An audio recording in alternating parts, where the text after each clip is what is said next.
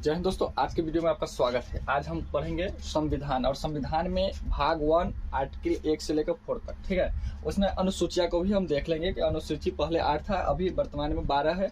कौन अनुसूची में क्या क्या प्रावधान दिया गया, इन सब बातों पर हम गहराई से थोड़ा चर्चा करेंगे। तो सबसे पहले भाग 1 है, भाग और अनुसूची। अनुसूची ये दो टॉपिक है, भाग 1 और अनुसूची। ठीक है, हम देख लेंगे। तो सबसे पहले अनुच्छेद 1 में दिया गया संघ और राज्य क्षेत्र। संघ और राज्य क्षेत्र, ठीक है। तो सबसे पहला प्रश्न होता है कि अनुच्छेद 1 में क्या दिया गया है। तो संघ और राज्य क्षेत्र, ठीक है। तो संघ मतलब, संघ के मतलब हम समझेंगे। देखिए संघ है, ये हम संघ समझते हैं। तो चलिए, यहाँ पर केंद्र सरकार है, ठीक है। केंद्र सरकार, केंद्र सरकार, ठीक, केंद्र सरकार। और यह है नीचे छोटे छोटे करके राज्य सरकार है, ये छोटे छोटे राज्य सरकार है, ये छोटे छोटे राज्य सरकार। तो भारत में अभी कुल 28 राज्य है। ये छोटे छोटे इर्द गिर्द छोटे मतलब सरकार है, छोटे छोटे राज्य है, ठीक है। और ये सभी राज्य थोड़ी थोड़ी शक्ति जब केंद्र के पास दे देती है, जब केंद्र के पास हो जाता है, सभी थोड़ी थोड़ी अपना अपना शक्ति केंद्र को दे देती है, तो हम इसको क्या कहेंगे, इसको कहेंगे हम संघ, ठीक है। संघ कहेंगे, ठीक। ये सभी छोटी छोटी शक्ति, थोड़ा थोड़ा शक्ति केंद्र को दे देंगे, तो हम इसको केंद्र कहेंगे और संघ कहेंगे। तो संघ मतलब यूनियन, ठीक है, यूनियन। यहाँ पर भी संघ है, तो संघ का मतलब यहाँ यूनियन होता है। तो भारत एक यूनियन है, भारत एक संघ है, भारत एक यूनियन है। तो भारत एक यूनियन है, इसका मतलब इसको हम तोड़ नहीं सकते कभी भी। इसमें मतलब भारत में जितने भी 28 राज्य के, तो इसको हम तोड़ के किसी दूसरे देश में नहीं दे सकते हैं। इसको हम तोड़ भी नहीं सकते, विखंडित नहीं कर सकते। जहाँ तक इसको जोड़ सकते हैं, किसी भी विदेशी क्षेत्र को अपने भारत में मिला सकते हैं, मिलाने का अधिकार है, लेकिन इसमें से किसी भारतीय क्षेत्र को देने का अधिकार नहीं है और नहीं इसमें से तोड़ने का अधिकार है, ठीक है। तो इसमें हम यूनियन का मतलब पूरा समझ लिए। और एक है परिसंघ, ठीक है। परिसंघ का मतलब क्या होता है, तो परिसंघ में भी यही होता है। तो देखिए परिसंघ में भी यहाँ पर हो गया संघ, परिसंघ हो गया, मतलब यहाँ पर केंद्र सरकार हो गया, ठीक है। यहाँ पर केंद्र सरकार हो गया, यानी देश हो गया, यहाँ पर देश हो गया, ठीक है, देश। और छोटे छोटे राज्य है, छोटे छोटे राज्य है, यहाँ पर छोटे छोटे इलाके हैं, छोटे छोटे राज्य। ये छोटी थोड़ी शक्तियाँ अपना केंद्र को दे देती है, छोटी छोटी थोड़े थोड़े शक्तियाँ अगर केंद्र को ये दे देती है, तो ये हो गया परिसंघ कहलाता है। तो परिसंघ में एक क्या बात है, इसमें परिसंघ में भी कोई भी देश इसमें से अलग हो सकता है, आसानी से अलग हो सकता है, इसमें कोई भी शक की बात नहीं है। लेकिन इसमें भी थोड़ा थोड़ा शक्ति दे रहा है केंद्र को, इसमें भी दे रहा है, इसमें भी केंद्र से केस होते थोड़ी शक्ति दे रहा है। लेकिन इसमें है क्या कि इसमें आसानी से कोई भी राज्य अलग हो सकता है, अलग अपना देश बना सकता है। लेकिन ये संघ है, इसमें यूनियन है, यूनियन में अलग नहीं हो सकता। तो भारत एक यूनियन है, ठीक है, भारत एक यूनियन है, कन्फेडरल नहीं है, ठीक है। और दूसरा का है फेडरेशन, हम यूनियन समझ लेते हैं, सरकार समझिए इसको। फेडरेशन है, फेडरेशन का मतलब भी संघ होता है। तो इसमें यहाँ पर भी समझिए कि ये केंद्र है, ठीक है, केंद्र है। इसके इर्द गिर्द छोटे छोटे राज्य है, इसके इर्द गिर्द छोटे छोटे राज्य है, इसके इर्द गिर्द छोटे छोटे राज्य है। और ये छोटे छोटे राज्य थोड़ा थोड़ा शक्ति, अपनी थोड़ी थोड़ी शक्ति केंद्र को दे देती है, तो वो हो गया संघ। लेकिन इसमें भी आसानी से अलग हो सकता है कोई देश, लेकिन भारत यूनियन है। इस देखिए यहाँ पर शब्द का चेंज है, यहाँ पर भी संघ है और यहाँ पर भी संघ है। मतलब यूनियन वाला संघ जो है भारत है, यूनियन वाला संघ जो है भारत है। इसमें से कोई भी देश, यूनियन में से कोई भी राज्य अलग नहीं हो सकता है। मतलब देश में एक राज्य में परिवर्तन हो सकता है, उसमें हम थोड़ा आगे चर्चा करेंगे। लेकिन इसमें किसी देश का दूसरे देश तोड़कर नहीं बनाया जा सकता है, ठीक है। यूनियन का मतलब ये होता है। और ये फेडरेशन का मतलब ये भी संघ है, लेकिन ये फेडरेशन का मतलब, संघ का मतलब इसमें से थोड़ी सी शक्ति इसमें भी सरकार केंद्र को दे रही है, लेकिन इससे आसानी से अलग हो सकती है, ठीक है, आसानी से अलग हो सकती है। लेकिन भारत एक यूनियन है, भारत कभी भी अलग नहीं, इसमें से नहीं टूट सकती, नहीं बिखर सकती है। तो ये परिसंघ और कन्फेडरल और फेडरेशन, यूनियन तीनों आप समझ गए। तो भारत एक यूनियन है, भारत एक संघ है, यह कभी भी नहीं टूटेगी, इसमें से अलग नहीं हो, इसमें से कोई भी प्रदेश अलग नहीं हो सकता है हमेशा के लिए, ठीक है। और ये फेडरेशन यानी संघ, इसमें से अलग हो सकता है, जैसे कि अमेरिका में है, अमेरिका में फेडरेशन है, अमेरिका के संविधान में फेडरेशन है, लेकिन भारत के संविधान में संघ है यानी यूनियन है। तो कन्फेडरल भी समझ में आ गया, यूनियन भी समझ में आ गया और संघ भी समझ, फेडरेशन यूनियन सब समझ में आ गया। तो पहला तो संघ का मतलब समझ गए, यूनियन। संघ के मतलब, यहाँ पर संघ के मतलब यूनियन, यह मत समझिएगा कि फेडरेशन का मतलब भी संघ होता है। तो यहाँ फेडरेशन वाला संघ नहीं है, इसका मतलब यूनियन वाला संघ है, ठीक है। तो राज्य क्षेत्र, तो भारत में कितने यूटी है, मतलब भारत में कितने केंद्र शासित प्रदेश है, तो भारत में 8 केंद्र शासित प्रदेश है और 28 राज्य है। तो वही संघ कहने का मतलब देश हो गया, और राज्य क्षेत्र 28 हो गया, और केंद्र शासित प्रदेश लेकर ये दोनों हो गए। तो ठीक है, राज्य क्षेत्र का मतलब ये दोनों हो गया। अब दूसरा क्या है, अनुच्छेद 2, ठीक है, आर्टिकल 2। तो संसद को अनुच्छेद 2 में लिखा गया है कि संसद को किसी भी विदेशी क्षेत्र को, किसी भी विदेशी सीमा को भारत में मिलाने का पूरा अधिकार दिया गया है, बिना राष्ट्रपति के अनुमति से। बिना राष्ट्रपति के अनुमति से आप किसी भी विदेशी क्षेत्र के, अगर वह मिलना चाहता है भारत में, तो आप आसानी से उसको मिला सकते हैं भारत में, ठीक है। विदेशी क्षेत्र को या ऐसे आसानी से, मतलब कि अपने आप मिलना चाहता है, खुशी से मिलना चाहता है तो ठीक है, अगर कभी भी दबदबा हो तो वो भी मिलना चाहते हैं तो वो मिला सकते हैं, ठीक है।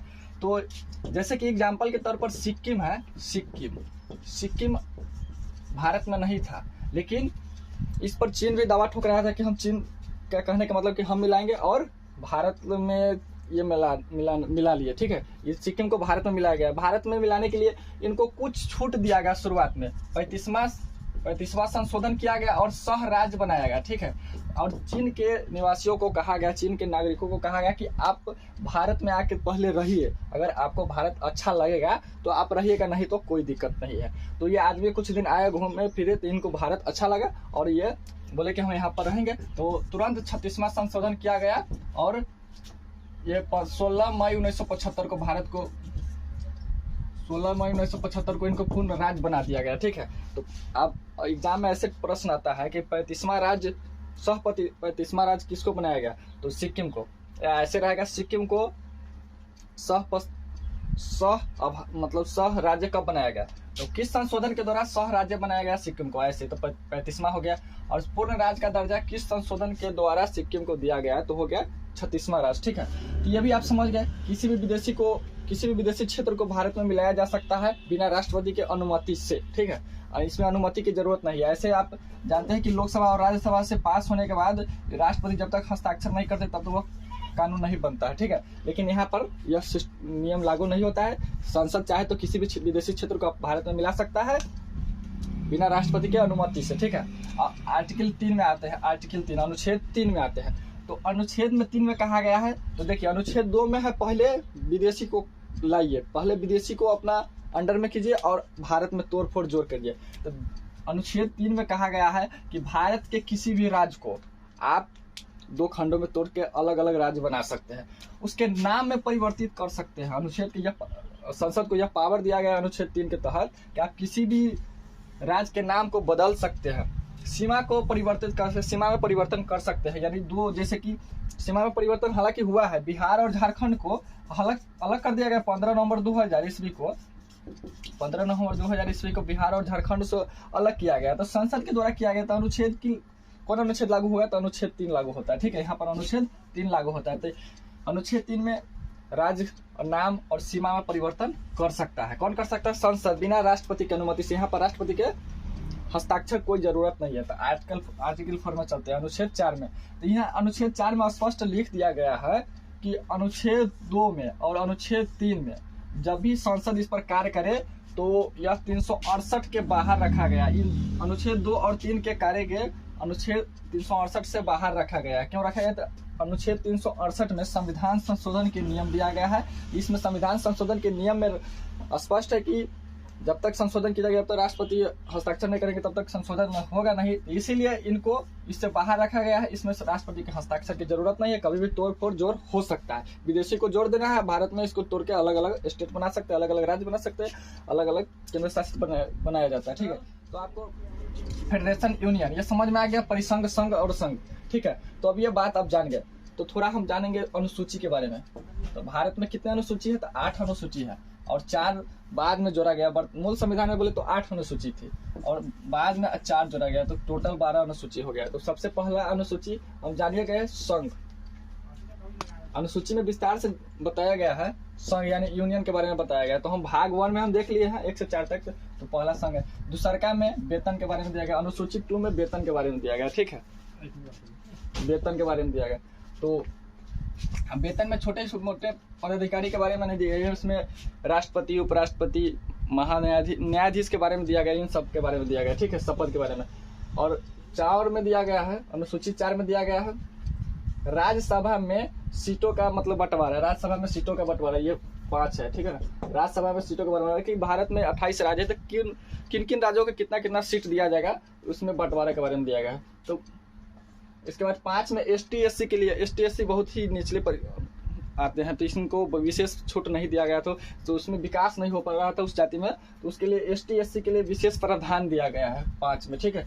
6 में दिया गया पूर्वोत्तर राज्य, अरुणाचल प्रदेश, मेघालय, तमिलनाडु, मिजोरम, ठीक है। 7 में शक्तियों का विभाजन, 7 में शक्तियों का विभाजन। 3 में 3 सूची दिया गया है, एक है अवशिष्ट सूची, चौथा है, ठीक है। तो उस पर हम चर्चा करते हैं। सबसे पहले संघ सूची। संघ सूची पर काम करने का ज्यादा अधिकार केंद्र सरकार को दी गई है, ठीक है। और राज्य सूची पर ज्यादा अधिकार राज्य सूची पर भी दिया गया है, लेकिन राज्य सूची पर स्पेशल राज्य को दिया गया है। समवर्ती सूची पर केंद्र और राज्य दोनों कार्य कर सकते हैं, ठीक है। जैसे कि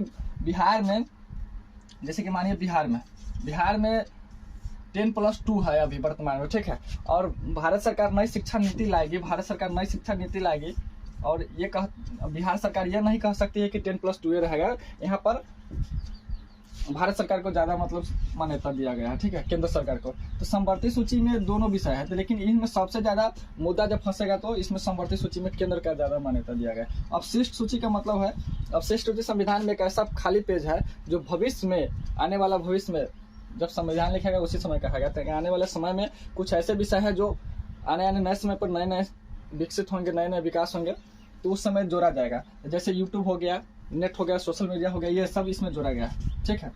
भाषा 8 में है भाषा, तो मूल संविधान में 14 भाषा थी और वर्तमान में 22 है। 9वां नहीं था, इसमें 9 नहीं था, तो 9 में भूमि सुधार अधिनियम संविधान के पहला संशोधन 1951 में जोड़ा गया, ठीक है। 10वां है दल बदल। जब एक नेता दूसरे नेता लोभ के प्रलोभन के कारण एक पार्टी बदलने के बाद, जीत हासिल करने के बाद, पार्टी बदलने के बाद सरकार गिरने के क्रम में हो जाता था इसे, तो इस पर दल बदल कानून लाया गया और 52वां संविधान संशोधन के तहत लाया गया, ठीक है। तो 11 में है पंचायतें। 73वां संशोधन किया गया और लाया गया। तो भारत में हुआ क्या कि आज़ादी के समय ही जब संविधान बन रहा था, तो उसी समय गांधी जी का विचार था कि उस समय ही पंचायतें लाया जाए ताकि गांव में अच्छे से विकास हो सके। लेकिन भीमराव अम्बेडकर जी इनके विरोध में थे, क्योंकि बोले थे कि भारत में अभी उतना पैसा वैसा नहीं है कि शुरुआत में हम अगर लाते हैं पंचायतें तो भ्रष्ट मतलब ज़्यादा लूटपाट होगा, सॉरी, और विकास नहीं होगा। तो ये जाकर बाद में होगा, ठीक है। तो इसके बाद 12वां जोड़ा गया है नगर निगम 74वां संशोधन के तहत। उम्मीद करता हूँ कि आपको वीडियो अच्छा लगा हो। अगर अच्छा लगा हो तो एक लाइक सब्सक्राइब करने से कुछ नहीं जाता है। मिलेंगे एक और बेहतर क्लास में इसी जोश और जुनून के साथ, तब तक के लिए जय हिंद।